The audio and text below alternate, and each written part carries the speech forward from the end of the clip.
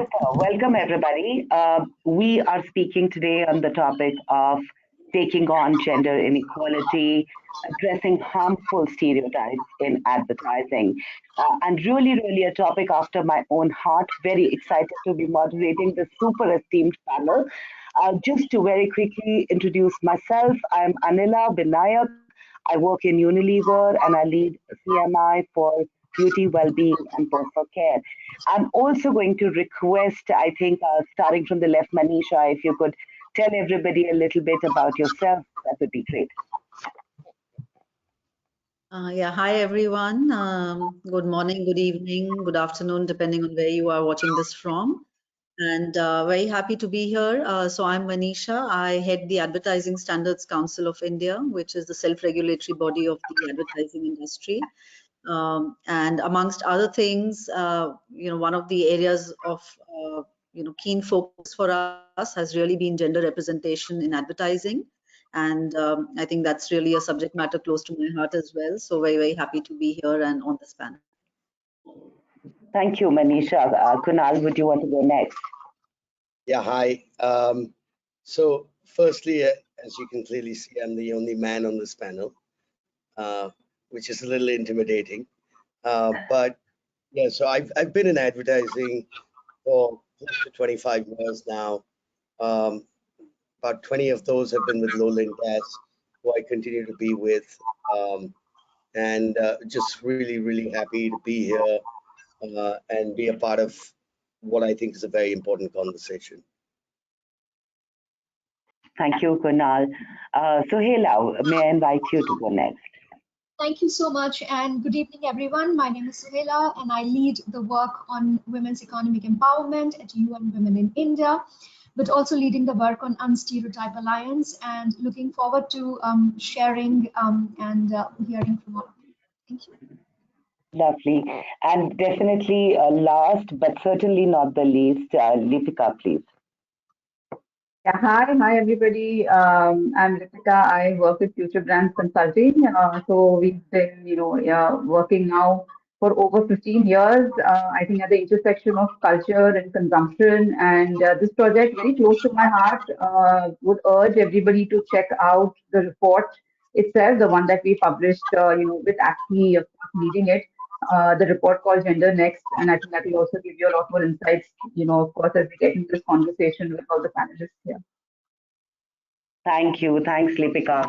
So guys, you can see it's a super esteemed and really curated panel today with representation really from pretty much all stakeholders in the topic.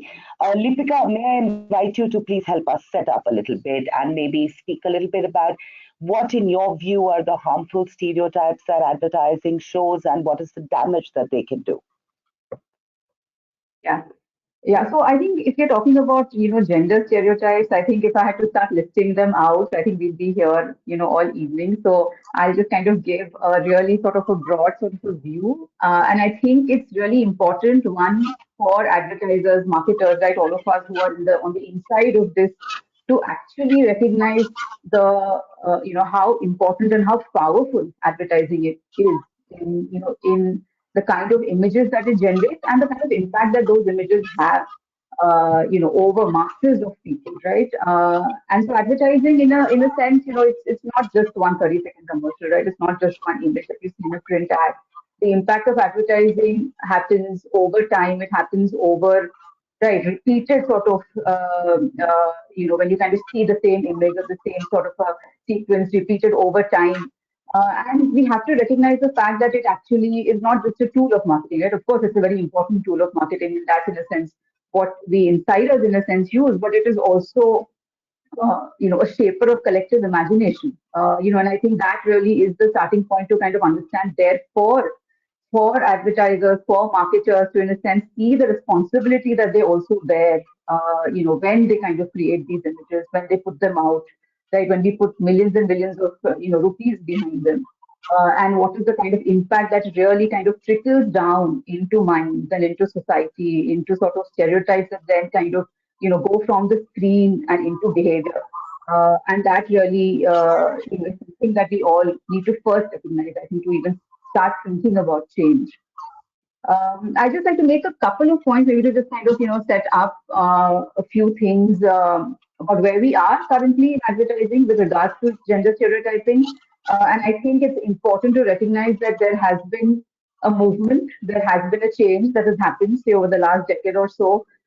It's great in a sense that we've moved away and beyond the more overt stereotyping or the overt sort of, stereotypes of women, and gender are sort of, represented differently. But that also kind of leaves us today with actually what is harder to change, which is the more implicit stuff, right? Which is sort of what we believe almost subconsciously that kind of then filters through, into images. It is an important conversation for us to have because, for marketers, it's doubly important to kind of understand also where their consumers, are. And the fact that as newer and newer sort of sets, especially of younger women consumers, kind of come into the fray, the way they see themselves and the way that they want to see women portrayed is also changing at a pace, that we probably previously did not have to deal with. And so there is here, a task for marketers to also correct in a way that that they align with what their consumers' aspirations, also are, which is something that good marketing needs to do as well. And also the fact that it is important, also to be in a sense, uh, aware of the fact that yes, there is the whole new genre today that we see. In a sense, I will call it a genre because you kind of see it sprout up during certain times of the year. So it could be Mother's Day, and it could be Women's Day, and we have in a sense a new sort of set of what I would call advertising. You could call it woke advertising, which in a sense is consciously sensitive to gender stereotypes. But again, I think the question there for us to kind of ask ourselves is that are they also then creating new stereotypes, right, for women? And so therefore, where is the balance that we need to strike? So I think that in a sense, as some ways of sort of looking at the topic at hand. Lovely, thank you. I loved what you said on the collective imagination and the potential of advertising with its millions of bucks to actually shape that, sometimes even very early in life. Manisha, you've done so much work and engaged on this topic in such a deep manner. I think starting with researching it and understanding it to even setting guidelines on it. Do you want to give us a little bit of flavor on top of what Lipika said of the work that you've seen and what have been some of your reflections? What have been your findings and what moves you the most? Yeah, so I think, as Lipika said, I think the very overt and, out there kind of stereotyping, I think, is on its way out. We do not see, now you don't see as much, a car ad, it's not gone completely, but, you don't see that as perhaps the mainstream of, in mainstream advertising, you at least do not see very overt kind of stereotyping that's happening. And I think what ASCI has done, through the work that we've done, with Lipika's team and others as well, is that we've been able to draw a new line of what is not acceptable. So earlier, there was a very overt kind of denigration of women, which was, not acceptable and things like that. So, that is where the line was drawn. And now the new line in terms of the guidelines is drawn on, for example, one of our guidelines says that it's okay to show people in stereotypical roles so long as you do not suggest that only men can do this work or only women can do this work, or, men can't do this or women can't do this on account of their gender. So we've kind of drawn the line a little closer in that sense. However, I still feel that within the vast realm of what is still allowed, because advertising by its very nature cannot be, or regulations here cannot be highly prescriptive, right? They have to work on principles. But I still feel that in the vast realm of what guidelines still allow you to do, there is regressive and progressive advertising. There is advertising that can be much, much better, and advertising which is, kind of just on the borderline. And I think that really is the nudge that we are trying to give advertisers. So in a sense, we have this dual role where one is we draw the line of what is not acceptable. So, if your ad is beyond that, we will ask you to take it off or modify it. But we also want to nudge people, as I said, in the vast area of what is permissible, to be more progressive. And I think, studies like Gender Next, or, a report that we released with Kantar, which shows that actually, consumers prefer progressive advertising and, feel better about brands, and that leads to better brand equity and even short-term sales. Um, that is kind of, I think, really encouraging advertisers to really look hard at what consumers themselves expect out of advertising today, what consumers are, how are they bonding with brands, or what kind of issues and representations. And, there cannot be really a clearer win-win in this situation. And I think a lot of people who say that, advertising just reflects society and is a mirror to society, I would uh, maybe use a strong word and say that that's lazy thinking, because I think that's not recognizing the power of advertising and the power that you have in terms of storytelling to, I understand it's not advertising's core job to change society, but to recognize that you are a force that works in that way, and therefore you have that responsibility. So at least do not perpetuate, do not reinforce stereotypes that consumers themselves are rejecting today. So that's what I would say, that that kind of dual role of ASCI, one is to draw the line on what is not permissible, and the other is to nudge people towards more progressive advertising. Yeah. And I find that fascinating because the lines are never really appreciated, right? And it is a fine balance, Manisha, like you say. And I remember when we've worked on the topic together, very many times I have pushed you back saying, listen, the line is far too close and the final line is far too dark. So, don't lay down guidelines because creatives are not finally, they're human beings. You can't even curb the creativity. Sorry, I just wanted to also tell the panel, and it's a miss from my side, but please, guys, if you have any questions, please just keep typing them in the panel and we will pick them up at the end of the discussion. But Suhela, I was keen to hear from you your view on this, right? And you, of course, work on women's economic empowerment over a gamut, really, of things. Your view on advertising and what is the role and what is it that we as advertisers should start rightfully doing to change some of this narrative is what we'd be very interested in hearing, Suhela. Thank you so much, Anila. And I completely agree with Manisha's point in terms of how advertising plays a powerful role and is responsible and should, bear that responsibility to change perceptions and impact social norms, because advertising is at that position to be able to do so. But how is it possible? Firstly, I mean, it should be realistic and reflect the true society around us. What we also need to do is, as Manisha said, that we need nudges. And these nudges should definitely be aiming towards starting positive and progressive conversations, right? That might ask many uncomfortable questions. Those might be not very, very comfortable for many, but should be such that they are able to set the tone for possibilities and aspirations, not only for women, but also for men, and in all their diversities, and those who do not also relate to binary. So, how do we think that it is possible?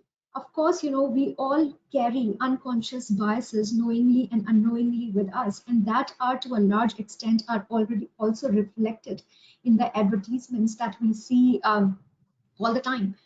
But also, what is also required is to really truly understand the context. What are the realities of women in India in terms of their social, economic, and political participation? Still in India, women do 10 times more time care work than men. This is Niti Aayog's statistics, and the global average for the same is 3 times. Similarly, the women's labor force participation at this point of time is really close to 21%, as vis-a-vis men, which is 75%. Globally, it is much below 40, if I compare, which is 47%. So really, what is the context that we are talking about? And then, creating realistic and, positive portrayals. But also at the same time, what is required to be done is also strengthening the capacities of ad creators to be able to acknowledge these differences, and of course promoting diversity and inclusion in advertising companies. So there is a business case, but beyond the business case, this is also a right thing to do. Manisha has already elaborated on some of those aspects of the business. I'll take a pause here. Super. Clearly you see the topic in a far more expansive way. But I want to invite Kunal at this stage. Kunal, you've heard what everybody is saying, and I know that you, with with the role that you do, actually live and breathe creation of advertising every single day of your life. So, A, what are your views on this? Because I don't want to presume. And secondly, what do you think stands in the way? And if you could speak not just for the side of the advertising agency, but also represent a little bit of the brand view, that would be great, Kunal. Yeah, thanks, Anila. So I think, and Lipika mentioned this, and Suhela, Manisha also talked about this. I think there is a genuine realization with a lot of advertisers and ad agencies of the importance of this topic, and at least a baseline understanding, and that's reflected in the kind of advertising we see today versus 10 years ago. But I think the real challenge, I think there's a couple of challenges. One of them is the temptation of, when you've got to the baseline, to stay at that level of tokenism. And yes, there's a real challenge in terms of constraints. Most advertising nowadays is getting shorter and shorter. You're fighting for attention, and therefore it becomes harder to tell those narratives. But I do think that you could really run the risk of reducing a conversation as important as this to a level of tokenism, and that's something that we need to guard against. That we don't reduce this to just executional shorthands, both in terms of at a communication level, in terms of how does that inform insights and ideas at a more fundamental level, and then I think on the advertiser and brand side, how does this inform things starting way upstream, from product development onwards, and I think that's when what, as Manisha is saying, advertising can't just be a mirror to society. It does play a critical role in shaping the way people think, and I think that's when you'll see advertising really deliver on that. I think the second thing, and Lipika touched upon this as well, which is one of the things that we need to be a little careful about when we are talking about unstereotyping in communication, is that we don't end up creating new stereotypes, because while we are looking for this communication to be empathetic and empowering for women, if we start creating new unattainable ideals for women, I think it starts becoming more discriminatory. And you're pushing women into then having to live up to new ideals. And that's something I think which we also are seeing in communication today. People who, pendulum swings to the other side. And I think sometimes that's actually setting up, and we've heard this from consumers in research work as well, where for a particular piece of communication which is meant to be empowering, and I remember this woman in Delhi in a research saying, "Bas yahi baki tha," and I think that's a telling statement in what kind of ideals, what kind of expectations that we're creating, and while the intent might be right, I think the impact can be very different. So I think those are two things, and I think the third thing really, and somebody spoke about this as well, which is authenticity. We need to be authentic about this, right? You can't force fit roles, whether it is men or women, because if it's not authentic, then I do think that it feeds other stereotypes, and I think it actually undermines the purpose rather than helps it. Okay. Thank you, Kunal. I think that was that was very, very expansive.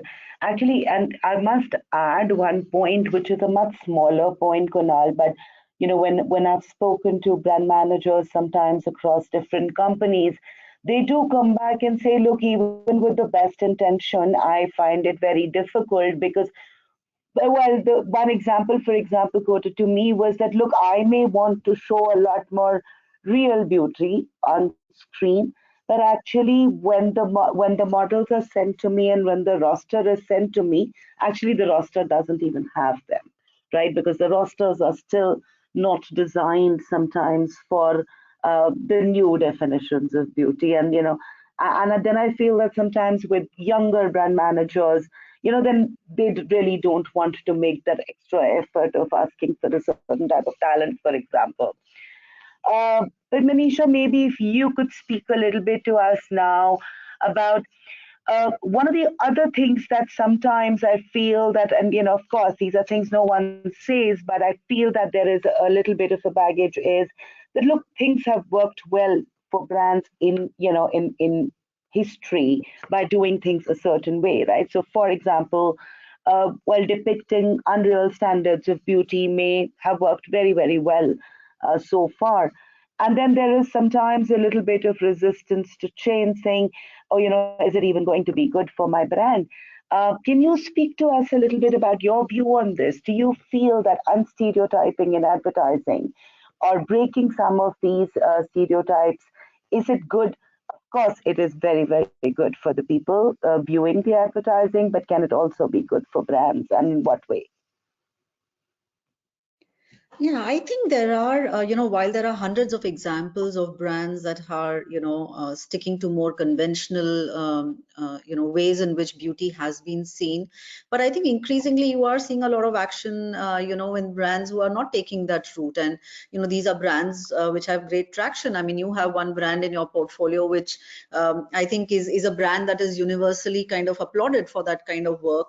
I see a lot of newer brands, that are coming in that are in a sense almost challenging the existing brands because of the way that they see beauty, and they're calling it out, saying that it's unrealistic, it's not real. So brands are now being built on this idea of taking on the way that beauty has been represented in the past.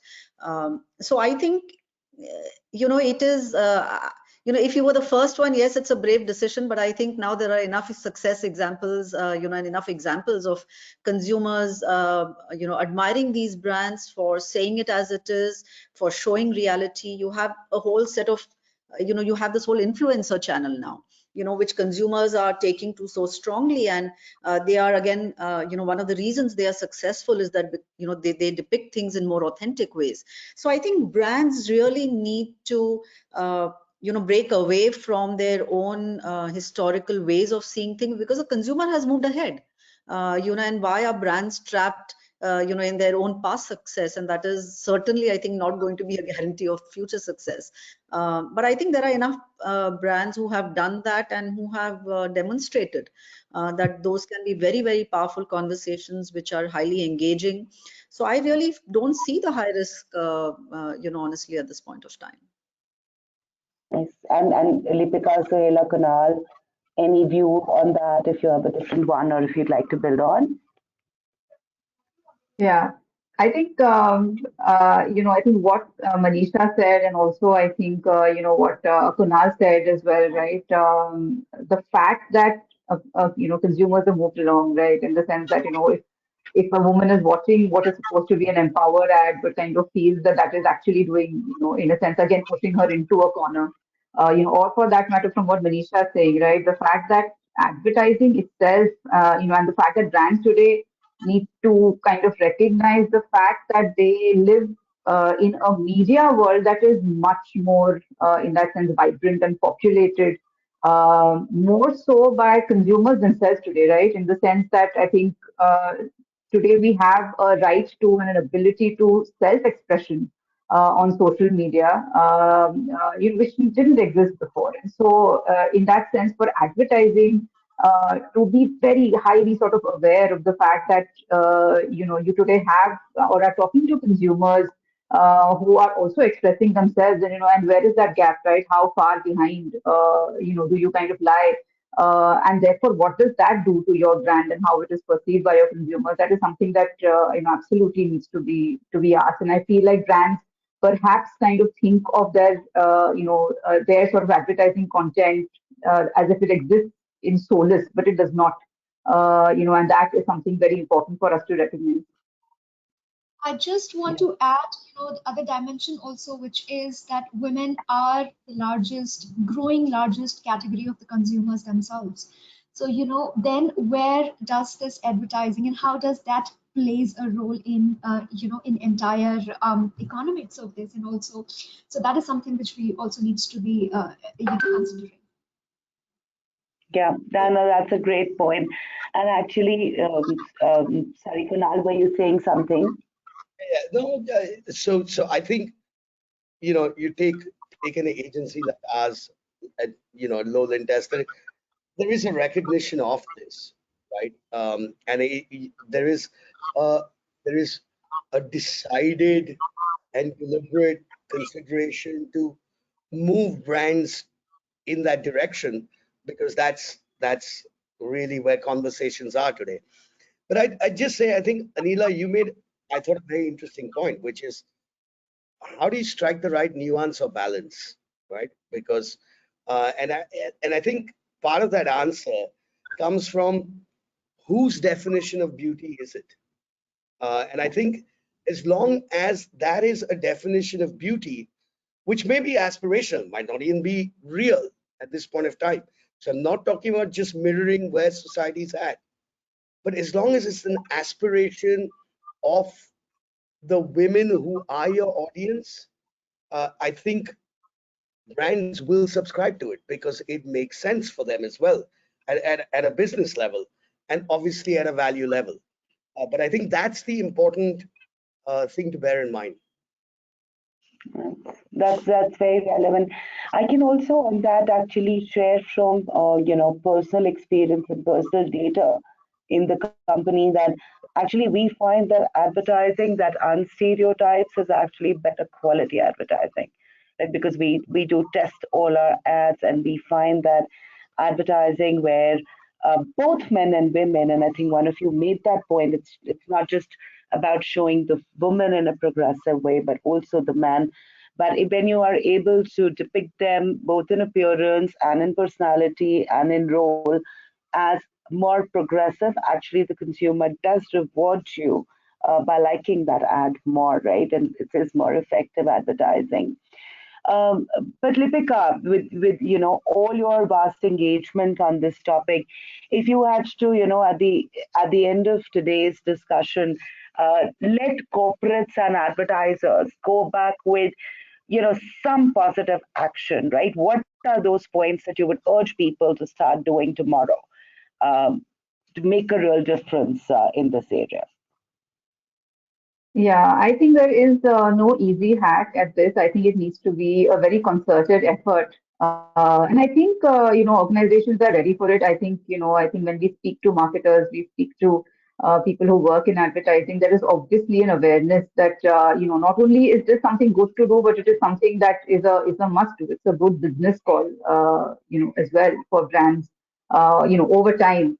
But there is a required sort of, a concerted effort along many lines. One I think is to just, I think, have, people sensitized, like people who are on brands, whether on the marketing side or on the brand, on the agency creative side.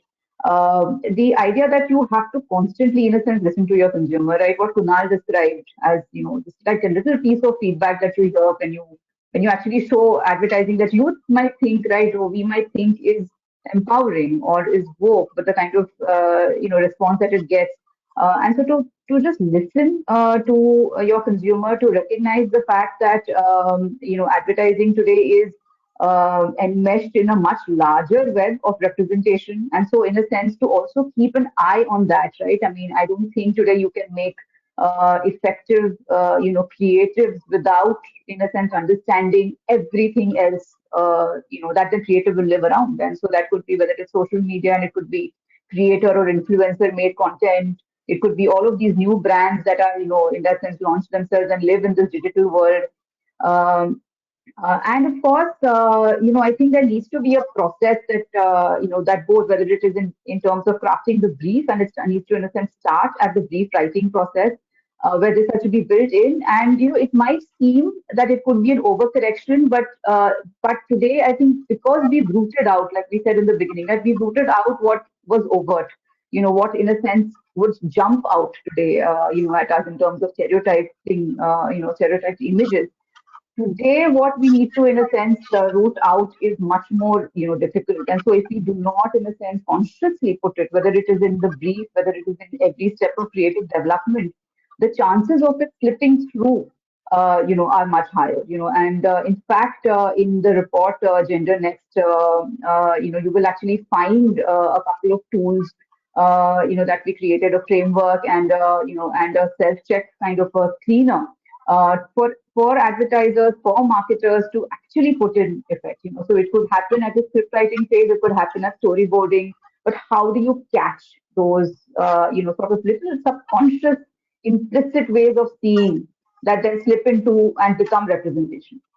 So yeah, I think it's a set of very concerted moves, that kind of need to be backed, by senior management. They need to be backed. They need to be part of larger sort of corporate, purpose as well. I Anila, if loved I Lipika what you said. Yeah, please, Kunal. I was going to actually ask your view on that because you're so close to that process. Sorry, go ahead.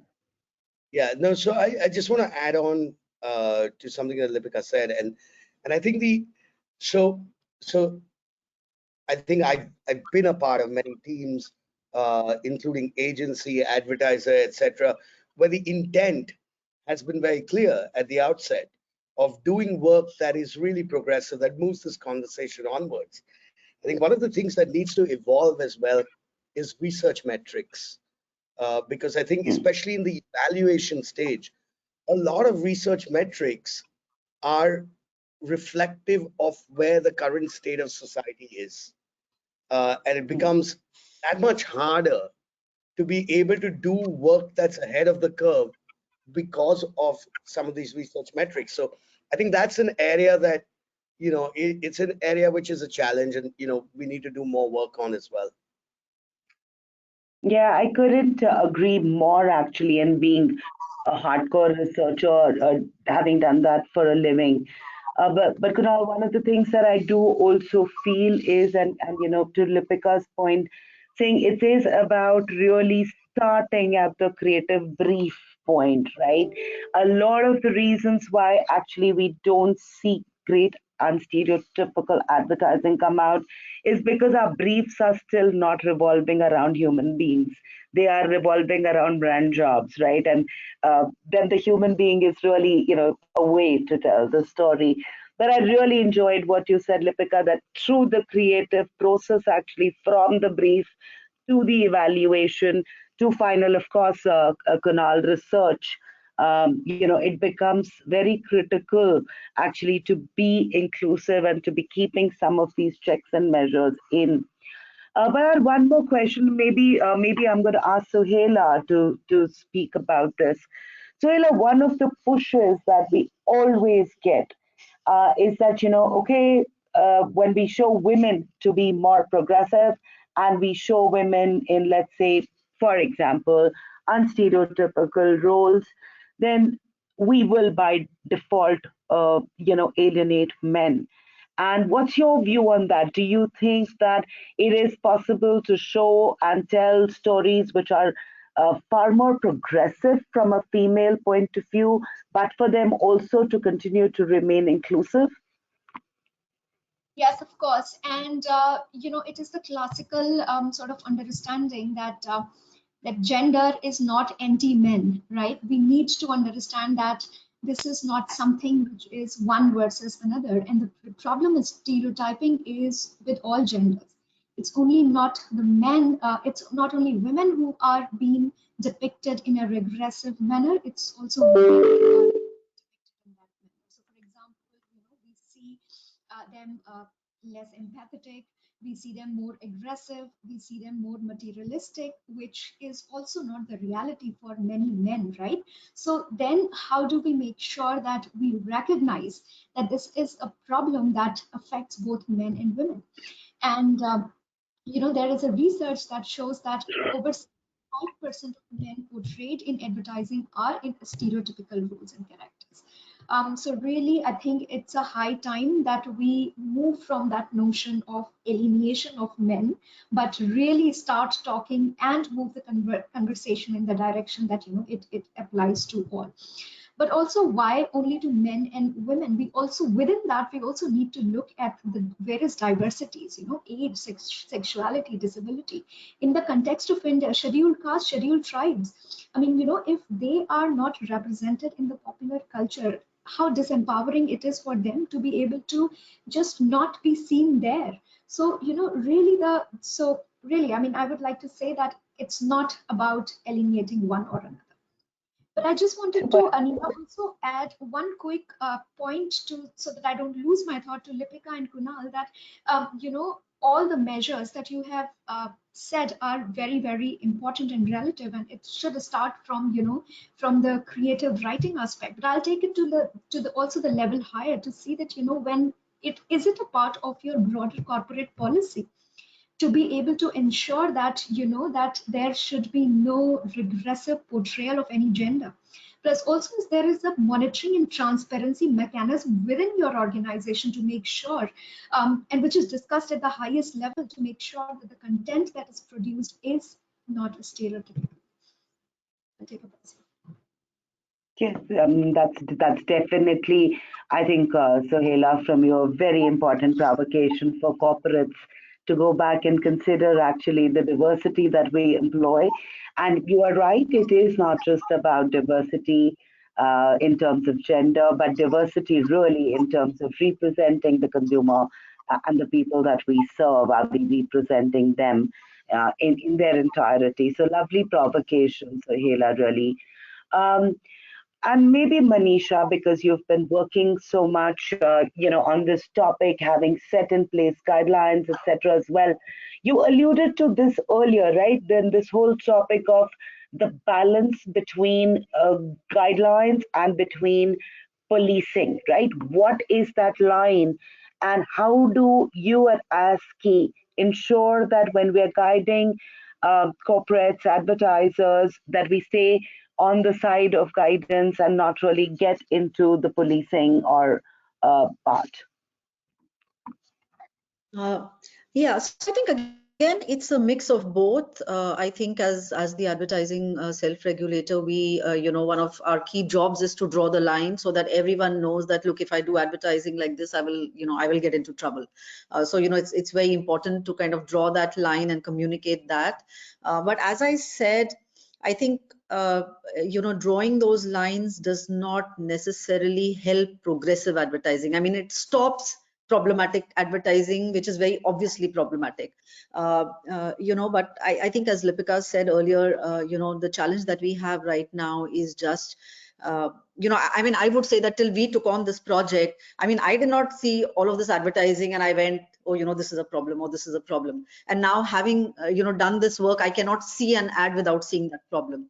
So it is, I think, how deeply invested you are in just understanding this issue, in just kind of, taking the time, for example, even to read the gender next report. There are just so many tropes that we identify. And once you kind of go through that list, hopefully you'll never make an ad again with a woman coming out in the, and serving tea in a tray where everyone else is lounging around. I mean, that, then when you look at it, it does not seem right. Otherwise, everything is just normalized, right? I mean, we see ad after ad, where all these stereotypical depictions are normalized, and people have seen, some of those in their own home, so they do not see a problem with it. And that, I think, is a real challenge, which, drawing a guideline will not help. There you need these kind of conversations. You need the kind of alliances that Unstereotype is doing. You need the kind of work that Futurebrands and us have done together. You need the brands and the agencies all kind of partnering, wanting to do this and wanting to kind of, very actively, work on this issue, rather than saying, oh, generally we will not make unstereotypical, stereotypical ads. But the fact is that, we have very poor recognition. When we see an ad that this is actually, just reinforcing stereotypes. And I feel that, the solutions don't have to be dramatic. In fact, if anything, you are only normalizing progress. That's what you're doing. And I think one of the things that, we discovered when we were doing this work is that the way progress is over dramatized in ads, a girl kind of, going for a job or staying out late is so dramatized that that itself makes it, so special and therefore not normal. Whereas what we are saying is that, those are normal things. I mean, women don't have to struggle for basic freedoms. So I think just that, how do you normalize progress in advertising? I think maybe that's a cue that, that's the line of thinking that advertisers and agencies, and anyone who's involved in the creative process, not just them, even, who's behind the camera. You and I know that when we sit in PPMs, I mean, beyond a point, you cannot discuss every nuance. It's the person who is, who's handling the camera. It's the person who's editing. What do you dramatize? What do you not? There are just so many layers to all of this. So I think, really, if we, just familiarize ourselves, invest a little bit of time and effort in understanding this a little bit deeper beyond just saying that, yeah, we need to get rid of stereotypes. I think it will, that's, I think, the change that one needs. So I think the guidelines are only one part of, the several things that need to be done to move the needle. Okay. Yeah, I think a couple of very interesting things you said there, Manisha. And the first one is, look, it doesn't have to be just beating. Yeah, it doesn't have to be a crusade. It is about normalizing it and not really about making an expedition out of it. And I think that was fabulous, really. And I think the other part that you said, which really intrigued me, is about the need that as corporates, as brand managers, as advertisers, uh, the need to really understand the consumer and the people and the topic really well. And maybe, Suhela, if I were to ask you on that, your view really on what do you think then are some of the issues where companies struggle, right? Where are the gaps in understanding in your view? And what is then the role that you think researchers and market research can play in solving some of those?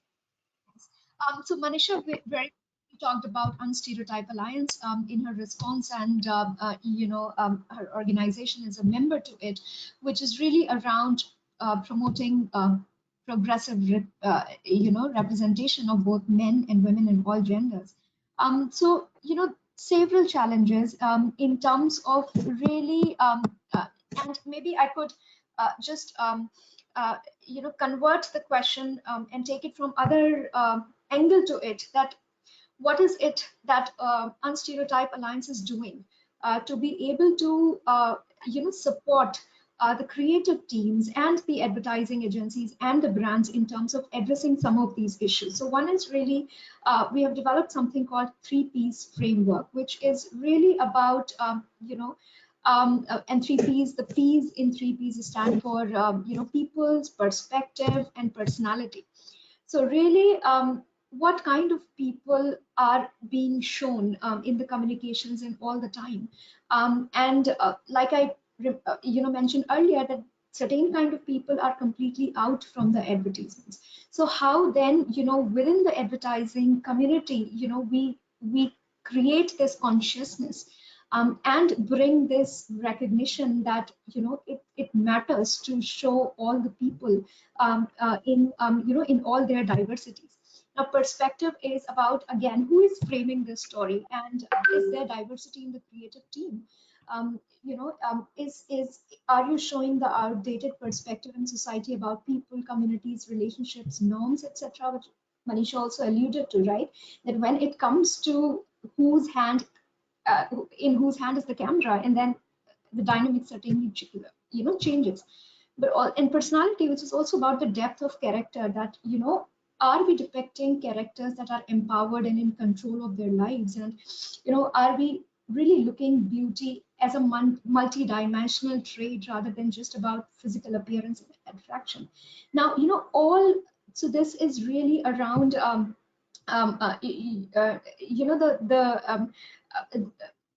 the idea is that how you make sure that all of these aspects are taken care of, and definitely which means that we need a capacity within the agencies, within the creative people, to be able to understand that, but also systematically measure this thing over the time, because what is measured then really becomes critical, and something which we are also supporting the communities through Unstereotype metric, which can help you understand that how the advertisements that are developed are faring on the 3Ps framework. But very quickly, and my last point, which is around that another issue which is really around diversity and inclusion, and at the risk of repeating myself, but really there has to be a gender balance in senior leadership and creative roles. And the business case for diversity and inclusion is well documented and articulated in different settings, and also in advertising as well. Lovely. That's really nice. Any other perspective? Would anybody else like to add a perspective on what value do you think market research can add to the topic, or where do you think are the understanding and information gaps that exist? So I'd just say, Anila, I think market research can play a very strong role in the discovery phase, right? We've all talked about how this needs to inform ideas, it needs to inform product concept development, etc. So moving this whole conversation upstream and not reducing it down to just execution. And I think that's where market research can play a very, very strong role, because it's likely to give marketers as well greater confidence in walking that path. Because the truth is, there's a lot of marketers who want to do this, and who want to move that conversation further. They believe in the conversation, but there is also a very real consideration for them, which is, how is this going to pan out in terms of business results? Because that's something they are going to be held accountable for, and follows through for the agency as well. So I think that's a space where market research can play a very, very big role in moving this conversation forward. So yeah. Lovely. Thank you, Kunal. And couldn't agree more. And I've also, of course, noted your earlier provocation on the testing bit, right? And how do we make sure we have the right methodologies to also test for some of this? I think I just have one more question, because I do want to take some questions from the panel joining in.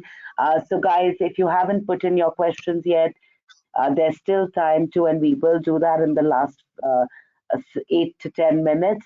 My last question really to the panel is, what is your view on how we should measure ourselves? Because finally, everything spoken and everything done, we must hold ourselves accountable equally as of course, a sector, not just the 4 of us, the 5 of us. But really, how would we measure that we are moving the needle on this? And any views on that from all of you? Yeah, Anila, in fact, I wanted to also, and I think it's linked to this question, but I just wanted to also, go back to the question we were just discussing on market research.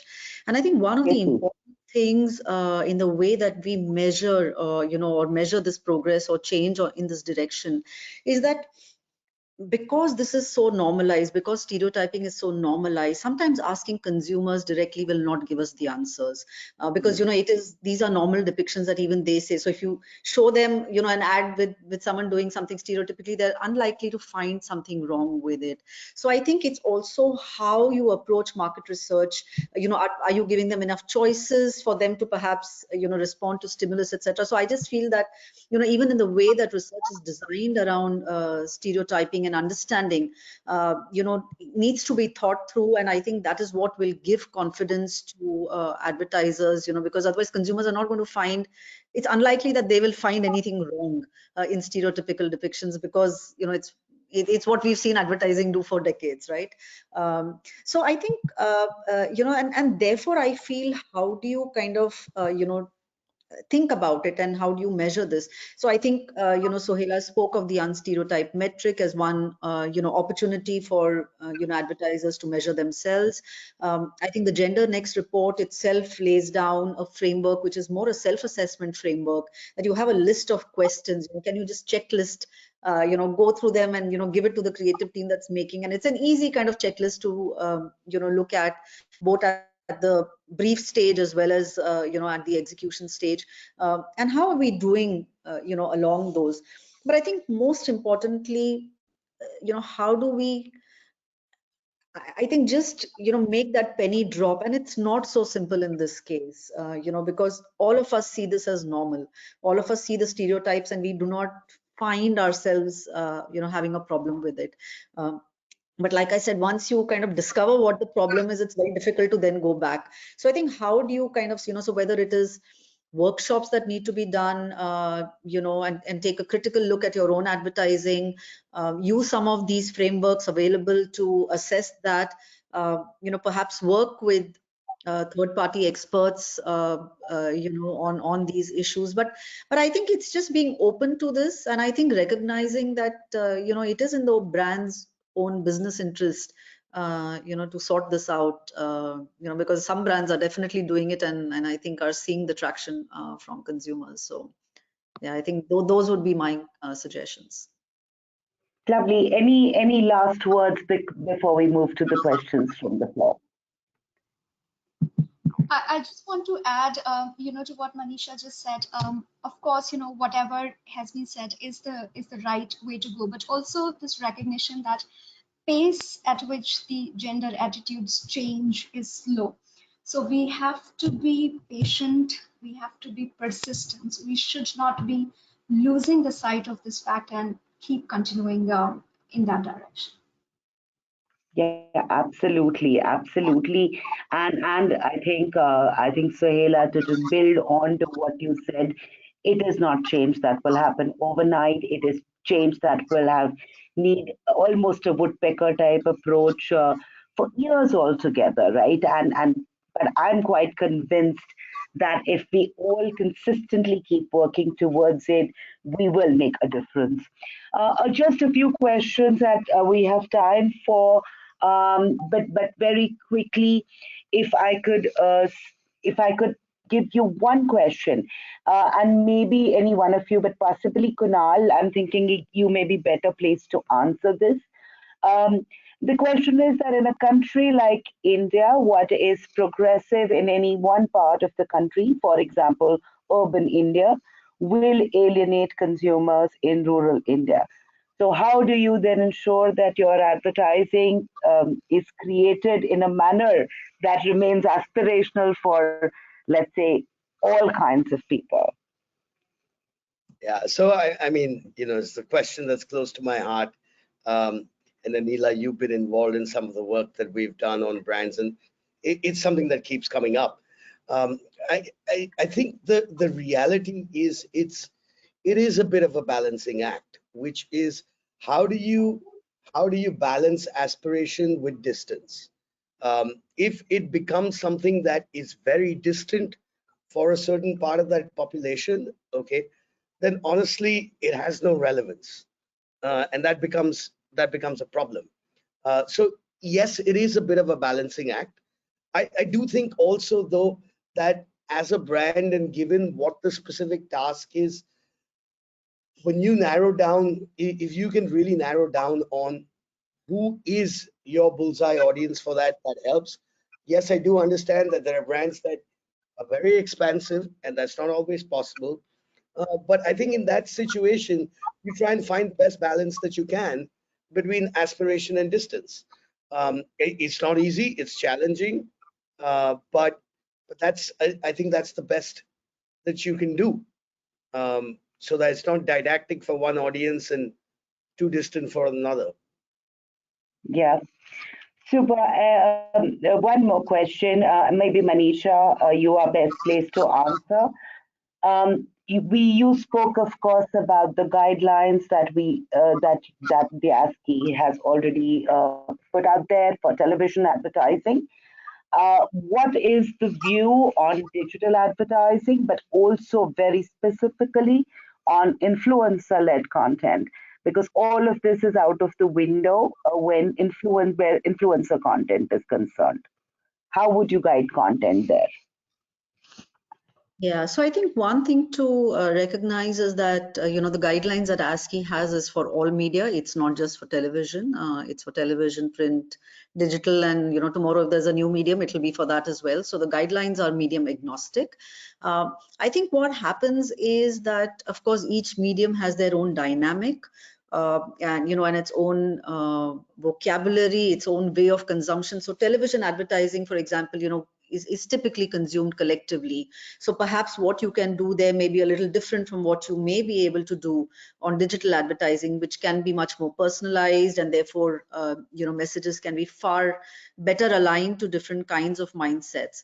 And I think the idea is, how do you take advantage of, this opportunity that the ecosystem is providing to you? So if it allows for one-to-one conversations, how do you make the best of that? So I think those are opportunities where you are looking at each of these through a slightly more kind of refined lens, and not a flat way of looking at different media. But I think from a principal point of view, everything still remains the same. What is good advertising in one media will still be good advertising in another media, and vice versa. But yes, I think the execution may change, the format may change, and I think that's really the extent to which, and like I said, the opportunity may change. I think digital actually opens up the opportunity for several more conversations which can be had in different clusters, rather than kind of just being collectively consumed through television. Lovely. And Kunal, Lipika, Suhela, any builds on that topic? Yeah. So I think that, when you kind of raise the question of, influencer content and, what representation we see there, I think there is one fundamental difference in terms of what advertising portrays, right, in terms of gender representation. What we portray in advertising is the anonymous man, the anonymous woman, which in a sense casts a much broader sort of a shadow, than what an influencer does, right, in the scope of representing him or herself or themselves, and so there is a difference, that we must recognize in terms of, therefore, the greater, in that sense, the impact that advertising would have, right? Because when it portrays the anonymous sort of, idea of gender and gender roles, it in a sense casts a much, much, much larger, sort of scope or a net of impact. And so that recognition also kind of needs to be there. I think there is, influencer and creator-led content is highly sort of individualistic, and it is sort of highly, also very vibrant and very diverse. And all in all, what they kind of bring to the table of representation is actually diversity, right? So in a sense, I would say that in just in terms of the volume of representation, what they bring to the table in terms of diversity would definitely sort of compensate for, if there are any, sort of gender stereotypes that are there. But the fact that there is so much diversity that today has come to the fore, I think it's amazing. And it's wonderful to kind of see that, right? And that eggs advertising on, that kind of pushes us as marketers and advertisers to kind of change the game, at our end as well. Super lovely. I think one last minute and one last question from Tripti Shankar. Thank you for leaving your name. Do we have any study that shows what a normal woman will do in a certain situation versus, let's say, a more progressive one? So, Tripti, what I want to say to you is that Manisha, Lipika both referred to a piece of work called Gender Next. If you don't have it, write to any of us. We'll send it to you. It's great work actually that depicts, that really will tell you with a lot of examples the kind of stereotypes that we unwittingly and unknowingly sometimes propagate through advertising. But guys, thank you so much. This was an hour so well spent. And really, really, Manisha, Kunal, Lipika, Suhela, a big thank you from me and a big, big thank you from MRSI for taking the time to do this. We loved speaking to you. Thank you. Good night and happy weekend. Thank you. Thank you. This was fun.